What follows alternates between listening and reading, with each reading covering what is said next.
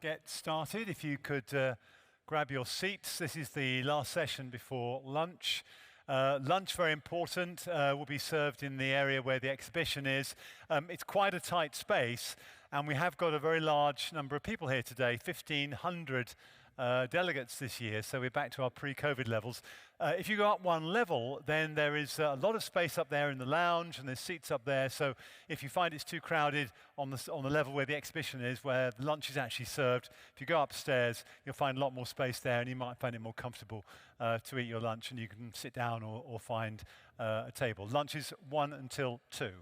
But before that, a regular session we have every year at Radiodays Europe. This is where we talk about the most pressing issues and some of the issues that were raised yesterday, which came through very clearly, the things that you really want to know about. And what's interesting about these issues is how, you know, whichever market you're in, whichever part of the world you're in, these are the issues that matter. To moderate this session, I'll hand over to my friend Thomas. Thomas, all yours. Thank you so much, Paul. Thank you so much. And I asked ChatGPT what I...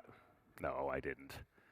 It's not going to be one of those sessions about asking ChatGPT anything. These are real human beings, and they're all totally authentic. But I will ask you guys one thing just before we get started. Just for a couple of seconds, just close your eyes. Just please close your eyes. And just imagine what you are really hoping to get out of this session, the next 40 minutes. Just close your eyes, all of them, both of them. Just close your eyes and just trust me, I'm not going to touch you, I'm not going to do anything. Just sit there, the person next to you is not going to touch you. And just imagine for a second, what is it really that you came here for? What are you really hoping to take away from this session? All right, there you go. Now you can open your eyes. Welcome. We're going to do our utmost best to give you exactly that. And this conference is a lot of deep dives into a variety of topics. This session is not going to be that. It's going to be like an array of different topics. We're going to talk about AI. We're going to talk about the younger audiences. We're going to talk about the changing mechanisms of the radio industry, etc., etc. And we're going to do that with a very distinguished panel.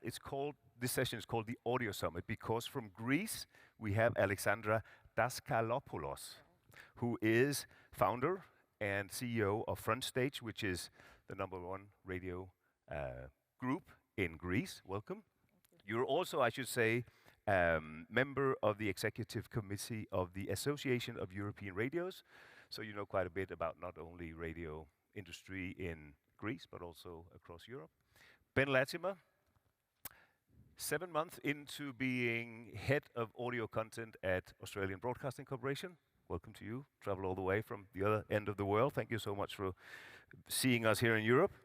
And from Bauer Media, which is the biggest radio broadcaster in Europe, Avi Cavoso, commercial director at Bauer. Welcome to you. And some might be thinking, that's not Vivan Mohr. You're not. Everyone can see that. He had to cancel in the last minute because of illness, so we hope he is well. Yeah. And from Germany, from Bavaria, based in Munich, Thomas Hinrichs, who is, I want to make sure I get your title correct, program director at Bayerischer Rundfunk. Right. Which is the local state broadcaster, reaching around 10 million people. 30 million people living in Bavaria, and we are reaching about 50% of them with radio. Welcome to you, or thank you for inviting us. Thank you for hosting this conference. So the theme of this conference of Audio Days Europe 2024 is shaping the changing landscape of audio. So my question to you, and let me start with you, Alexandra. Is it changing? And if it is, what are the biggest changes taking place at the moment? Right. So it is changing is something that is constant. But here what we see is a growth in audio formats. So the main thing is that we're changing from talking about linear radio to all this audio ecosystem that has inside linear radio and complementary audio formats such as podcasts and on-demand services. And I think the challenge is how to rework these formats in a cost-efficient way and serve all these new target audiences wherever they consume our content. So that evolution and change needs to happen in a cost-efficient way, and I think that's the biggest challenge we have, but we also have new tools in AI and so on that can help us do all that. So your perspective is very much commercial. How to do this in a cost-effective way? Right, and one more thing, how to wall garden your listener within these different audio formats. So keep him within your industry. And we as radio need to own that audio space. We cannot leave podcasts to publishers or independents. We can, but we shouldn't. So. Okay.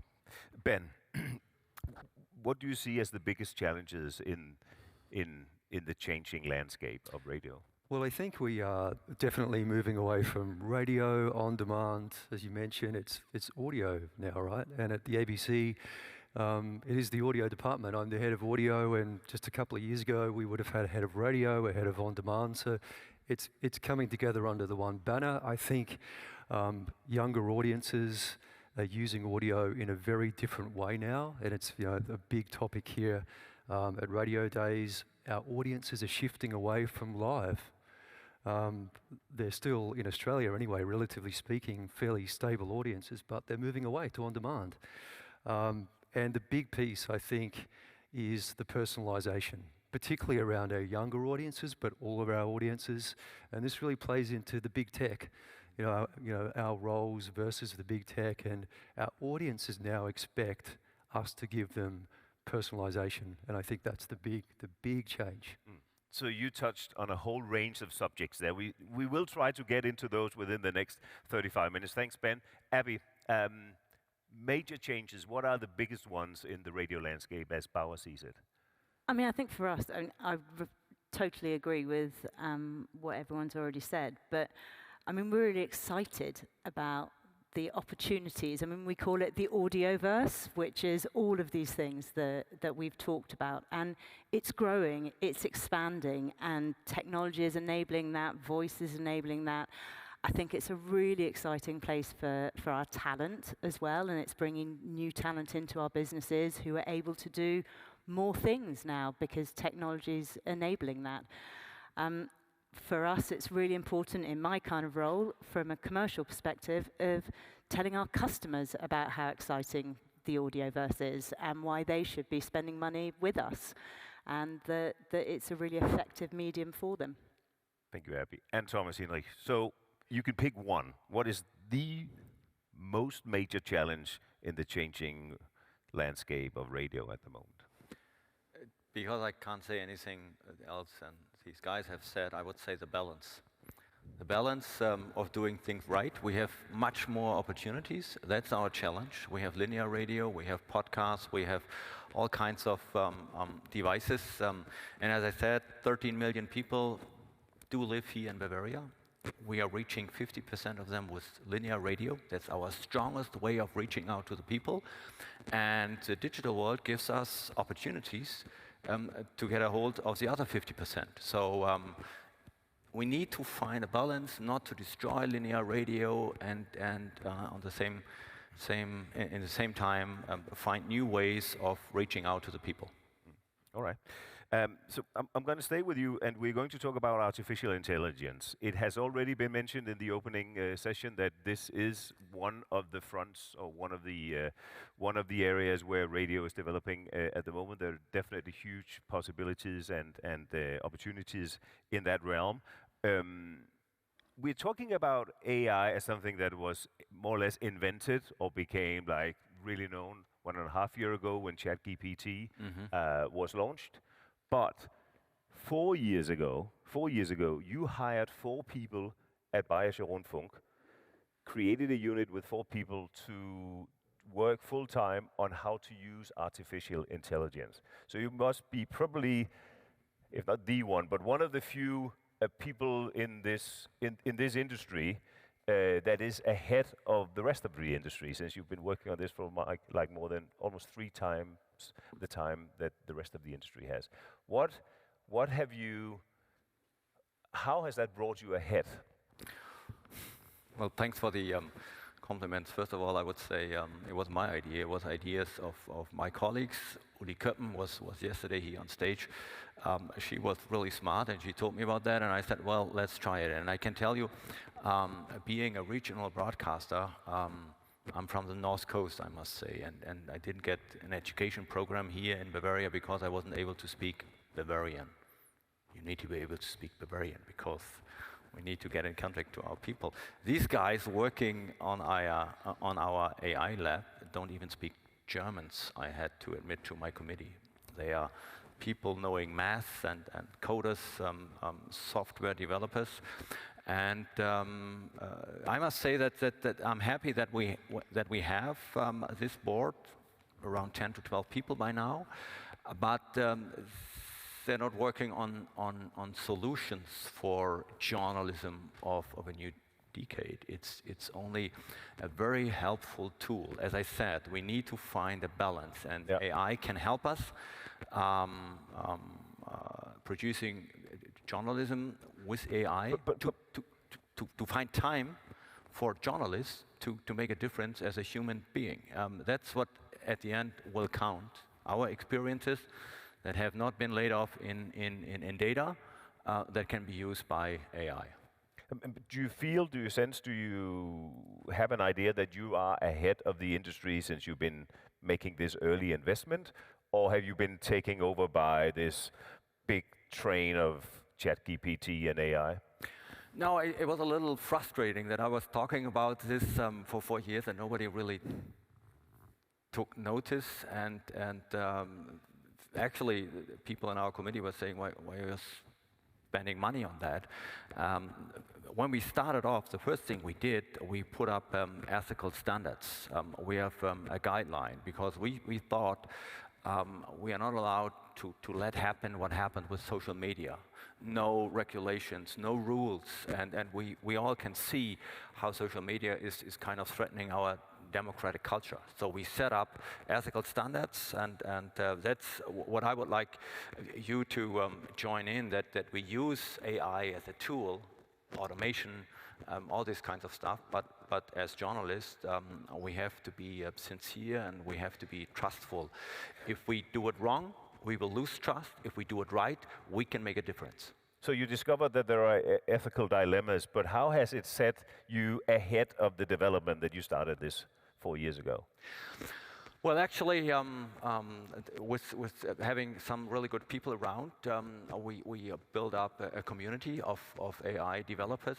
We have a forum, it's called AI for Media, and we started off mingling people from universities, from science, from other branches, to share ideas and to get into a discussion about the values that we all stand for, and what can happen if we do it wrong and what can happen if we do it right.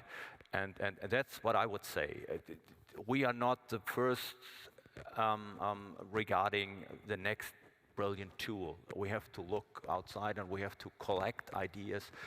But as a broadcaster, as a public broadcaster, I say we have a responsibility to find a way to make good sense of AI. And then it will help. Otherwise, it will be a threat to our democratic culture. And that's what I think this thinking is what we are a little bit ahead of the one or the other. Abby, Bauer is working in many different ways with artificial intelligence, working with how to set up a news channel that is AI based. You've launched a station or done some experiments in Finland. When are you ready to launch a network that has no real human beings and can just be done by a computer? I don't think it's about launching a network with no human beings. Human beings are absolutely at the heart of what we do, but we're totally embracing the opportunity of AI in all areas of our business, be that content creation, be that optimizing our workflows, better ways to be able to work with our advertisers. And I think, it's been a fantastic tool that we're experimenting with. And I think it is really important to have the foundations. You need to have some guidelines, and we spent quite a lot of time 18 months, 2 years ago, really creating those guidelines in order that then we can empower our people to test and experiment on it.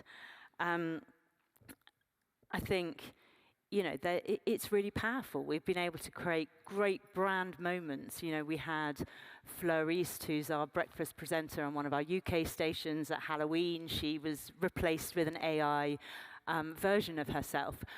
But it's how you use that so that you don't, you know, you're being really open and honest with your listeners. That's the kind of bit of fun that you can play with it. But equally, it's a really important business tool for us. I hate the idea of synthetically reproducing a personality on the radio. To me personally, I think, you know, for me, it's so important that I know that I'm listening to my favorite personality, that it's the human connection. I really feel quite strongly about that. And I think, you know, the power of the personality is so important. What I do like about AI, it was really interesting hearing you talk, is it does force us to lift our game as broadcasters. And, you know, and as I say to my teams a lot, if we're replaceable by AI, it probably means we're not doing our job very well. So, you know, it's a good reminder that we need to be better, but for me, it's the human connection that is really important. Let's just let Abby answer that.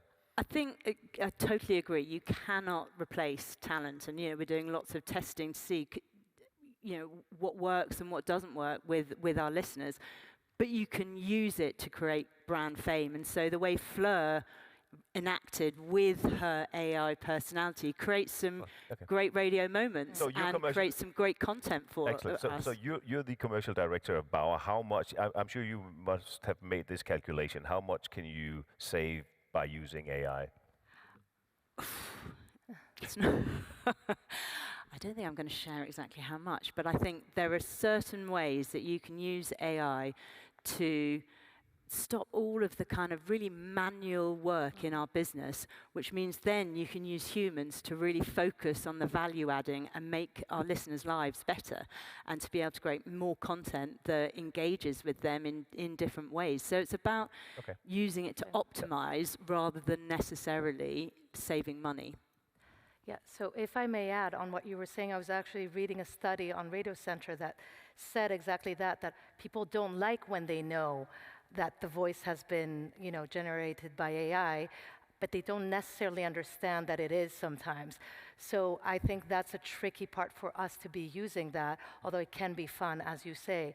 I think it's much more about augmentation than it is automation. So we use AI as a tool that speeds up the production process. So, you know, there's tools to clean up audio with Adobe Podcasts. There's other ones like Dub.media where you cut down your podcast and then quickly you put it on different social media platforms.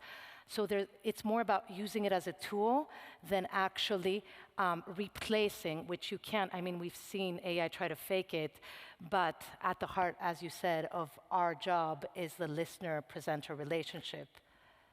So you will never at Frontstage in Greece see a presenter that is an AI presenter? I would not like to see that, but I do use AI a lot in marketing and in our sound design and so on. So we already do that a lot. I just would like to add, journalism is about people. It's a people's business, and we shouldn't come into a competition of who has the best technique. We all need to use them in order to in automation labs and stuff like that, in order to find tools to buy time for our journalists to make a difference. Journalists for people is what differentiates us, what can make us better.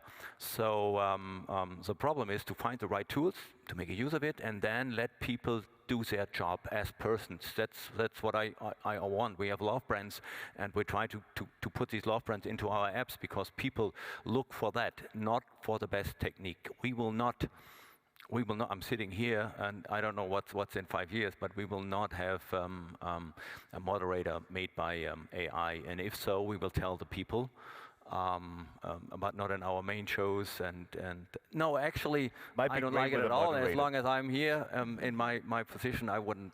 Might be great with an AI moderator who wouldn't interrupt you. Because, but I think also AI brings more content to our listeners as well. I mean, we're able to using AI tools, we're able to translate from one country to another, and then use humans to be able to adapt it and augment it and make it really powerful for that audience. So it's used in lots of different ways, I think. Let's move on.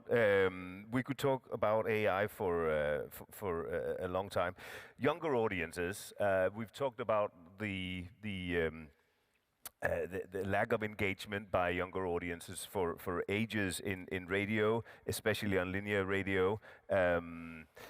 It's a challenge for most to keep younger listeners engaged, but Alexandra, you launched Kids Radio. It's one of the few really profoundly well-working kids radio on linear radio in Europe. One of the few.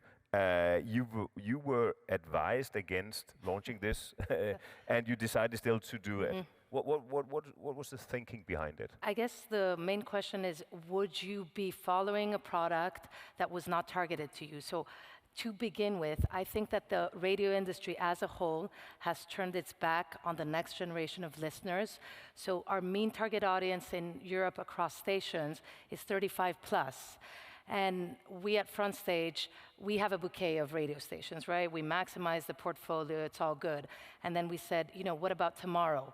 And so at first we had this idea within COVID to do a kids radio station, and there's a presentation on it, more deep dive tomorrow if you want. But the main idea was our consultants said it would not work. Especially the commercial department said it's so niche, there's no way it's gonna make money. And fast forward 20 months after its launch, it was #1 in the entire market for females 33 to 45. So they're the ones answering the ratings, but they listen with their children. And it has a 15% weekly reach, and obviously it was the #1 radio station in the market suitable for the entire family. I have never seen such a level of loyalty and engagement with the other stations that we own. So what do I want to say? That basically radio is alive and well for the next generation, but we have to teach them about it. The other thing is how they consume it, and I think we touched upon that, but there's on demand as well. So yesterday, actually, we launched Kids Radio Plus. So it's the subscription version of Kids Radio, where again, you rework reversion content and you put it on an on-demand platform. So it's a platform geared towards Generation A. It has, for the beginning, 300 plus audiobooks for children alone, 25 plus radio stations for every mood, like teaching kids, even the word radio, right? They would not know that. My kids don't know the word cassette, I realized the other day. So, it's important, the basics are important. And then it also has kids podcasts and so on, and that's on demand. So again, you have your linear, you're in your audio ecosystem, and you add the subscription or the on-demand version, because radio can't just be radio anymore. Disney's not just film, TikTok is not just music videos. It's a brand with multiple offshoots served in multiple formats, and that's the way we see it. In Australia, you don't have a kids radio, or at least ABC doesn't, but you have an advisory board in ABC with younger employees and younger executives that are like advising you old guys on how to reach a younger audience. Can you talk about that, please? I was going to mention we have Bluey. Have you all heard of Bluey? Yes, I have. I tried to pack him into my suitcase, but he didn't fit. But we have Bluey, which is a huge hit around the world with younger audiences. But yeah, look, I think you're right. I mean, one of the big problems when we talk about younger audiences is it is older guys like us around the table talking about this stuff, making decisions.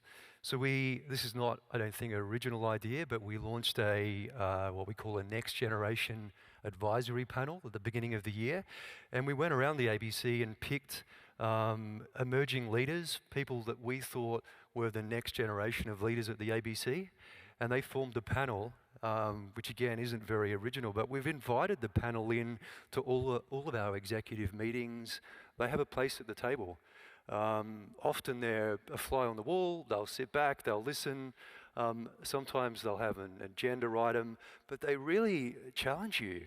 You know, the other day we were running through some younger strategies for our youth network, Triple J, and they popped up with a question. You know, and it's really great to have those voices in the room, and I think it's so obvious, but also very critical that we have to empower our younger emerging leaders and give them a voice at the table. Thanks. Abby, what's the most important action from Bauer to avoid losing connection with a younger audience? I think that's what's really, really important is that you're relevant and that you're where this audience is. And I think you make a great point. You've got to listen and understand it's not through our lens. I mean, we've got several youth brands, and I think that's the important thing. They're brands. They're not perceived as just radio stations. So that could be Spin in Ireland or Cicada in Portugal or Kiss in the UK. And I think what's really stood out with those brands is that they have attracted talent that are very much in that cultural moment for youth audiences.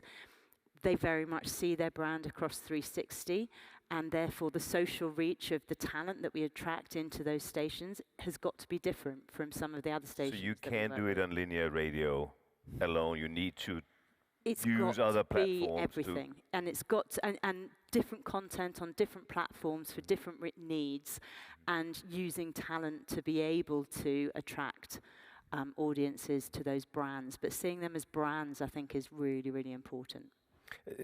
Hinrichs, so as a public broadcaster, the role in democracy, news production, etc., is important to you. I know that because we spoke about that before.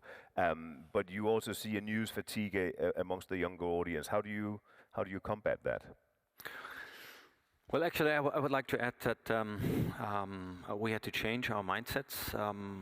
We are really good in stomach analytics, I call it, because we know how to do radio and we know how to do television because we have done it for 50, 60 years. The younger audience is normally younger than our employees, and we have to rely on data. Data, it's data, and it's trust in data. And the data is where, not with us. It's with Google and Facebook and TikTok. And they don't do their business for democracy values. They want to earn money. They want to make money. So we're not allowed to leave it to them. We need to find, and I really listen to what you were saying. We need to find ways to get into direct contact to our younger audience in order to talk. I don't want to say teach, to talk about our democratic values, and therefore we need to find content that's interesting. Yeah, you need to find that, but how do you do it? And we need to make use of these third-party platforms, although I don't like them, because we were just too late in Europe to set up something by ourselves. It's difficult. It's really difficult to deal with TikTok. We have a European election, and people with the age of 16 are allowed to vote, and we don't have a platform to get a hold of these people. So we need to use TikTok. I hate it, but that's the stage that we are in, and we have to find, I think, in a European on a European base, something that is sharing our values. So of all the headaches you have as a program director, how big is this one? Well, it's as a public broadcaster, it's all about democracy. That's why we are there, and that's our responsibility. So I think with a headache, you're not able to think. So I try to keep a clear mind and to find a way to deal with these guys. Not all of them are mean. There's really good people at Google, at Apple, maybe even at TikTok. I haven't found one yet, but maybe there are. We have to find a way to deal with them and to tell them, well, we're going to use your platforms, but in a way that helps our democracies to survive. In America, it's called frenemies. Apple is using Google search because it's the best. And we have to find ways to use the good stuff and to find rules in order to avoid that it goes to the wrong side. All right. Let's see if we can find time to come back to the issue of big tech and radio and the relationship between those two entities. But podcasting, huge thing. Asking me? No, I'm asking the audience. Is it a huge thing, or is it a huge thing of the past? We heard BBC saying yesterday that they're now putting more money into linear radio. That there might be, they didn't say that, but I got the sense that maybe podcast has topped. Maybe it has climaxed. When we spoke the other day, Ben, you said that you're a little behind at ABC with podcast. I think what is your sense? Well, we've plateaued. I think we were talking before about. I think to say that podcasts are declining is not true. During COVID, there was a big rise in podcasts. I think the plateauing that we're seeing is probably not a suggestion that it's going backwards. I think COVID probably amplified the growth. Is my view. It's still very healthy in Australia. With the ABC, we find that the sets of audiences are quite separate. So what are the indicators that it might have plateaued, apart from the numbers? What are the indicators? What is it that you are seeing that makes you say it might have plateaued? Oh, it's just a numbers. guess. It's just a guess. I mean, we really don't know, but my hunch is that there's still growth. Okay, Alexandra, when we spoke the other day, you said that podcast isn't really that big in Greece. Yeah. Is that because the market hasn't taken off yet, or is it? I mean, or how do you explain that? I think it's two things. One, commercial radio in Greece is very strong still. We are an aging population, so again, it's the people that learned radio and they grew up with it. And there's a multitude of choices. So there's 47 radio stations just in Athens alone for a population of 2.5 million. So they're well served, they have many choices. So there's the actual numbers are that there's 19% weekly reach for podcasts and 94% for linear radio. But the way I see it again is an audio ecosystem. So you have, they serve different needs. So you have your radio, if I were to attach a word to each of these, radio would be about community and connection. Then you have podcasts, which is about discovery and delving deeper into a presenter you like or a topic you like. And then you're on demand, which is mood management. So we have started now in Greece. The second problem actually was, again, back to cost efficiency, the fact that it can't be monetized yet. Advertisers are so behind in actually putting money into podcasts. So what we're trying to do now, because obviously we do have to create that, especially for Gen Z, that is the ones consuming it the most. We're taking the long format of podcasts, reversioning it for radio, and then even cutting it down for social media. So trying to be cost efficient and actually creating good content again, because it is a need. So since podcasting is not that big in Greece, are you saying that the desire for discovery and knowledge is not that I mean, huge? you would think that, but I think they're more served by all that within radio and linear radio as a habit. But I do think Gen Z, and coming back to the way they even consume news, they do that in a niche way. You have your social platforms with just, your likes, and the algorithm keeps serving what you want. So again, podcast is more of a niche thing, and it's more... And will remain so. No, I think it will grow with Gen Z as well, but again, it's the combination, it's complementary to radio. They are within the same audio ecosystem, but yes, we should invest in it. But the fear that linear radio is going to be distinct by podcasting in the future is so far off. Well, so again, even for Gen Z, 15 to 24, even in the UK, again, I was reading that it's still the lead audio format, even though podcast is just a complementary format that also exists. So, and it was interesting in Germany, the time spent listening right now in radio is actually higher again than podcast. So that's interesting. Abby, I want to bring you in because for Bauer, podcast is big in the Nordic countries, Denmark, Sweden, Norway, Finland, I think, but not so much in the other European countries that you're present in, Poland, Czech Republic, other places. How do you, is that because those markets haven't taken off yet, or is it because podcast has topped? I don't think podcast has topped, and I think for us, we're in a very unique position to be able to see across 9 territories how it's evolved. So as you say, in Sweden, it's a really evolved marketplace and in the UK, but it's more emerging in other markets. But that's really exciting for us because I think it's about how you can create different formats, how you can bring new genres in. You know, we're looking at true crime, for example, in Sweden and Finland, which gives us another area of content that we can bring to our listeners.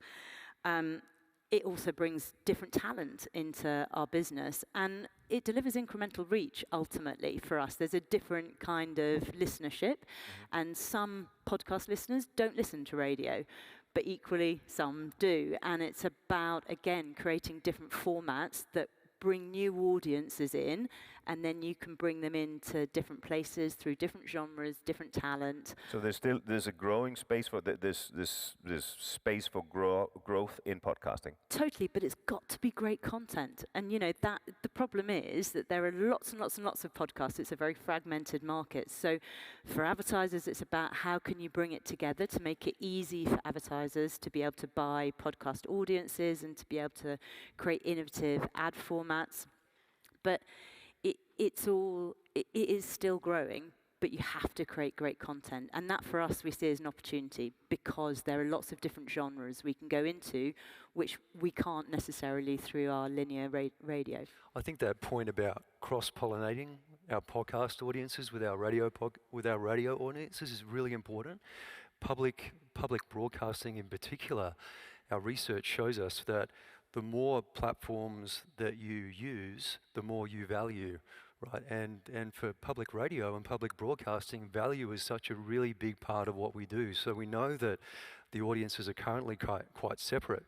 So introducing our podcast audiences to radio and vice versa is really important in terms of driving up the value perception, which is critical for what we do. I would like to add that everything is right. I would like to add that as a public broadcaster, I would say podcasts are just wonderful because they will not replace radio. People said video will replace radio. They won't. But they are another tool in order to get a hold of audiences that we haven't gotten through, and it makes us better. In the beginning, we had lots of podcasts, sometimes just radio shows put on the market as a podcast. Now we are lowering the quantity and we invest into quality. We learn a lot about storytelling. That makes us better audio producers. We learn a lot about personalization. We build up these personalities that we need in order to get the trust of the people. So I think it will not replace any of what is in the market right now. And again, we have to find the right balance in order to get into a closer distance to audiences that we haven't reached out enough. All right, so I have a whole list of issues and topics that I want to go through. And I mentioned just before we got on stage that I wanted to talk about diversity, and you were all like, stop that, we've had enough of diversity.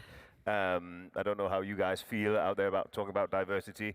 We could talk about the gender gap, we could talk about ethnic groups, we can talk about age, we can talk about, but we're not going to have time for that. So let's take this off. We've done diversity, although it is a really interesting and very important topic. I'm also looking at the time. It gives us 1 minute and 20 seconds to go. We could talk about radio and big tech, which is obviously a huge thing.